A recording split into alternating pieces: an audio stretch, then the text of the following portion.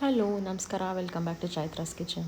ಇವಾಗಂತೂ ಮಾವಿನಕಾಯಿ ಸೀಸನ್ ಆಗಿರೋದ್ರಿಂದ ಮಾವಿನಕಾಯಿ ಉಪ್ಪಿನಕಾಯಿ ಹಾಕಲೇಬೇಕು ಸಮ್ಮರಲ್ಲಿ. ಎಲ್ಲರಿಗೂ ಇಷ್ಟವಾದಂತಹ ಒಂದು ಉಪ್ಪಿನಕಾಯಿ ಅಂತಲೇ ಹೇಳ್ಬೋದು. ಎಷ್ಟೇ ನಾವು ಉಪ್ಪಿನಕಾಯಿ ವರ್ಷದಲ್ಲಿ ತಿಂದರೂ ಮಾವಿನಕಾಯಿ ಉಪ್ಪಿನಕಾಯಿಗೋಸ್ಕರ ಕಾಯ್ತಾ ಇರ್ತೀವಿ ಆ್ಯಕ್ಚುಲಿ ಎಲ್ಲರೂ. ಇದಂತೂ ನಮ್ಮ ಮನೇಲಂತೂ ಎಲ್ಲರಿಗೂ ಫೇವ್ರೇಟು. ಒಂದು 7-8 ಮಾವಿನಕಾಯಿ ತಂದಿದ್ದೆ. ಅದನ್ನು ಒಂದು ಅರ್ಧ ಗಂಟೆ 1 ಗಂಟೆ ನೆನೆ ಹಾಕ್ಬಿಟ್ಟು ನೀರಲ್ಲಿ ನೆನೆಸ್ಬಿಟ್ಟು ಈಗ ಚೆನ್ನಾಗಿ ಒರೆಸಿಡ್ತಾಯಿದ್ದೀನಿ. ಇದು ಫುಲ್ಲು ಕ್ಲೀನಾಗಿ ಡ್ರೈ ಆಗಿರಬೇಕು, ಆವಾಗಲೇ ನಾವು ಉಪ್ಪಿನಕಾಯಿ ಹಾಕಬೇಕು. ಒದ್ದೆ ಇದ್ದಾಗೆಲ್ಲ ಅದಕ್ಕೇ ಚೆನ್ನಾಗಿ ಒರೆಸಿಡ್ತಾಯಿದ್ದೀನಿ. ಕ್ಲೀನಾಗಿ ಒರೆಸಿಟ್ಬಿಟ್ಟು ಆಮೇಲೆ ಕ್ಲೀನಾಗಿ ಹೆಚ್ಕೊಳ್ಳೋಣ ಅಂದ್ಬಿಟ್ಟು. ನಮ್ಮ ಮನೇಲಿ ನನ್ನ ಮಗನಿಗಂತೂ ತುಂಬಾ ಫೇವ್ರೇಟು.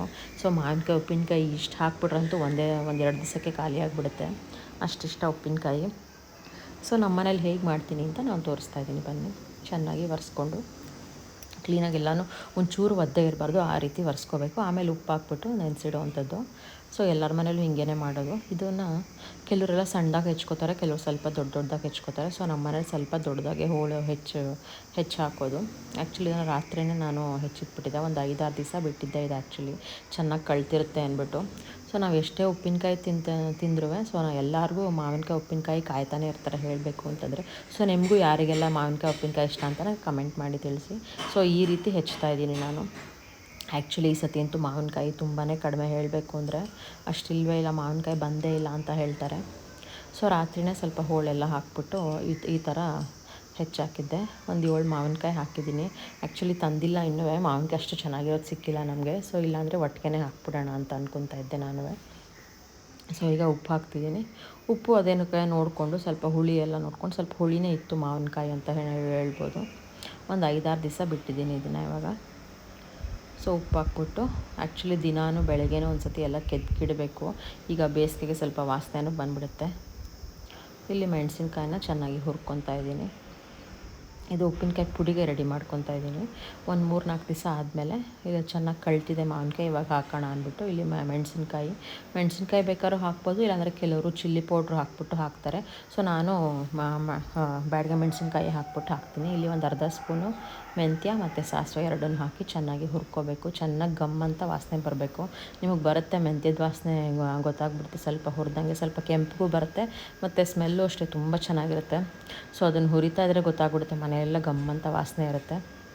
ಇನ್ನೊಂದು ಸ್ವಲ್ಪ ಮೆಂತ್ಯ ಬೇಕು ಅನಿಸ್ತು, ಅದನ್ನು ಹಾಕಿ ಚೆನ್ನಾಗಿ ಹುರ್ಕೊಂಡು ಈಗ ಮೆಣಸಿನ್ಕಾಯಿನೂ ಒಂದು ಕಡೆ ಹುರಿದಿದ್ನಲ್ಲ, ಅದನ್ನು ಸ್ವಲ್ಪ ಆರಕ್ಕಿಟ್ಬಿಟ್ಟು ಅದನ್ನು ಪೌಡ್ರ್ ಮಾಡಿ ಇಟ್ಕೊಂಡೆ. ಇದನ್ನು ಮಾತ್ರ ನಾನು ಕುಟ್ಟಾಣಿಲಿ ಕುಟ್ಬಿಟ್ಟು ಇಟ್ಕೊಂಡೆ. ಇದನ್ನು ಮೆಂತ್ಯ ಮತ್ತು ಸಾಸಿವೆ ಸ್ವಲ್ಪನೇ ಕ್ವಾಂಟಿಟಿಲಿ ಮಾಡ್ತಿದ್ನಲ್ವ, ಅದಕ್ಕೋಸ್ಕರ. ಈಗ ಉಪ್ಪಿನಕಾಯಿದು ನೋಡಿ ಮಾವಿನಕಾಯಿ ಎಲ್ಲ ಚೆನ್ನಾಗಿ ಕಳ್ತಿದೆ. ಒಂದು 5-6 ದಿವಸ ಆಗಿದೆ ಹೇಳಬೇಕು ಅಂತಂದರೆ. ಈಗ ಚಿಲ್ಲಿ ಪೌಡರ್ ನಾನು ಮೆಣಸಿನ್ಕಾಯಿ ಪುಡಿ ಮಾಡಿ ಇಟ್ಕೊಂಡಿದ್ನಲ್ಲ, ಕೆಂಪು ಮೆಣಸಿನ್ಕಾಯಿ ಪುಡಿ, ಅದು ಖಾರದ ಪುಡಿ, ಅದನ್ನು ಹಾಕ್ಬಿಟ್ಟು, ಇಲ್ಲಾಂದರೆ ನೀವು ಬೇಕಾದ್ರೆ ಮೆಣಸಿನ್ಕಾಯಿ ಪುಡಿ ಮಾಡ್ಕೊಳ್ಳೋದು ಬೇಡ, ನೀವು ಚಿಲ್ಲಿ ಪೌಡ್ರ್ ಹಾಕ್ಕೋಬೋದು. ಇದನ್ನು ಅಷ್ಟೇ ಒಂದು 2 ಸ್ಪೂನಷ್ಟು ಹಾಕ್ಕೊಂಡು ಚೆನ್ನಾಗಿ ಮಿಕ್ಸ್ ಮಾಡಬೇಕು ಇದಂತೂ. ಬಟ್ ಸ್ವಲ್ಪ ಖಾರವಾಗಿದ್ದರೆ ಒಂಥರ ಚೆನ್ನಾಗಿರುತ್ತೆ ನಿಮ್ಗೆ ಉಪ್ಪಿನಕಾಯಿ, ಒಂದು ಸ್ವಲ್ಪ ದಿವಸ ಬರುತ್ತೆ. ಇಲ್ಲಾಂದರೆ ಸ್ವಲ್ಪ ಖಾರ ಕಡಿಮೆ ಆಗಿಬಿಟ್ರೆ ನಿಮಗೆ ಅಷ್ಟು ದಿವಸ ಬರಲ್ಲ ಅಂತ ನಾನು. ಖಾರದ ಒಂದು ಸ್ವಲ್ಪನೇ ಹಾಕ್ಸ್ಕೊತಾರೆ. ಈಗ ಚೆನ್ನಾಗಿ ಮಿಕ್ಸ್ ಮಾಡಿ ಎಷ್ಟು ಚೆನ್ನಾಗಿ ಕಾಣ್ತಿದೆ ಗೊತ್ತಾ, ಸ್ಮೆಲ್ಲು ಅಷ್ಟೇ ತುಂಬ ಚೆನ್ನಾಗಿ ಬಂದಿತ್ತು. ಹಿಂಗಿನ ಒಗ್ಗರಣೆ ಕೊಟ್ಬಿಟ್ರಂತೂ ಸೂಪರಾಗಿರೋ ನಿಮಗೆ ಮಾವಿನಕಾಯಿ ಉಪ್ಪಿನಕಾಯಿ ರೆಡಿ ಆಗಿಬಿಡುತ್ತೆ. ನೀವು ಎಲ್ಲರೂ ಇದೇ ರೀತಿ ಒಂದು ಸತಿ ಟ್ರೈ ಮಾಡಿ ನನಗೆ ಕಮೆಂಟ್ ಮಾಡಿ ತಿಳಿಸಿ ಹೇಗೆ ಬಂದಿತ್ತು ನಿಮ್ಮ ಮನೇಲೂ ಅಂತ. ಇದೇನಿಲ್ಲ, ತುಂಬ ಸಿಂಪಲ್ಲಾಗೇ ಮಾಡ್ಕೊಬೋದು, ಏನಂತ ಕಷ್ಟ ಏನಿಲ್ಲ ಉಪ್ಪಿನಕಾಯಿ. ತಂದು ಹೆಚ್ಚಿಟ್ಬಿಟ್ರೆ ಒಂದು 5-6 ದಿವಸ ಬಿಟ್ಟರೆ ನಿಮಗೆ ಉಪ್ಪು ಖಾರ ಎಲ್ಲ ಹಾಕ್ಕೊಂಡ್ರೆ ನಿಮ್ಗೆ ಉಪ್ಪಿನಕಾಯಿ ರೆಡಿನೇ ಆಗಿಬಿಡುತ್ತೆ. ನೋಡಿ ಈ ರೀತಿ ಕಾಣ್ತಾ ಇದೆ, ಎಷ್ಟು ಚೆನ್ನಾಗಿ ಕಾಣ್ತಿದೆ ಅಲ್ವ, ಹಸಿರು ಕೆಂಪು ಹಳದಿ ಎಲ್ಲನೂ. ಬಟ್ ಉಪ್ಪಿನಕಾಯಿ ಅಷ್ಟು ತುಂಬಾ ಚೆನ್ನಾಗಿ ಬಂದಿತ್ತು. ಎಲ್ಲನೂ ಮನೇಲಿ ತುಂಬಾ ಇಷ್ಟಪಟ್ಟರು. ಅದು ಉಪ್ಪಿನಕಾಯಿ ಖಾಲಿನೂ ಆಯಿತು ಅಂತಲೇ ಹೇಳ್ಬೋದು. ನಿಮಗೂ ಈ ರೆಸಿಪಿ ಏನಾದ್ರು ಇಷ್ಟ ಆಗಿದ್ರೆ ಪ್ಲೀಸ್ ಒಂದು ಲೈಕ್ ಮಾಡಿ, ಶೇರ್ ಮಾಡಿ, ಕಮೆಂಟ್ ಮಾಡಿ. ಹಾಗೆ ದಯವಿಟ್ಟು ಸಬ್ಸ್ಕ್ರೈಬ್ ಮಾಡೋದು ಮಾತ್ರ ಮರಿಬೇಡಿ. ಈಗ ಒಗ್ಗರಣೆಗೆ ಹಾಕ್ತಾಯಿದ್ದೀನಿ. ಕೊನೆಗೆ ಒಗ್ಗರಣೆ ಹಾಕ್ಬಿಟ್ಟು ಎತ್ತಿಟ್ರೆ ನಿಮಗೆ ಒಳ್ಳೆ ಹಿಂಗೆ ಹಾಕಿದ್ರಂತೂ ಸೂಪರಾಗಿರುತ್ತೆ ಉಪ್ಪಿನಕಾಯಿ.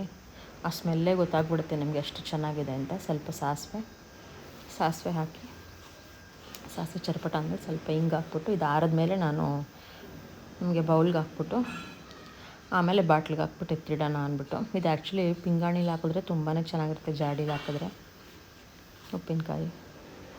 Thank you for watching. ಜೈ ಶ್ರೀರಾಮ್.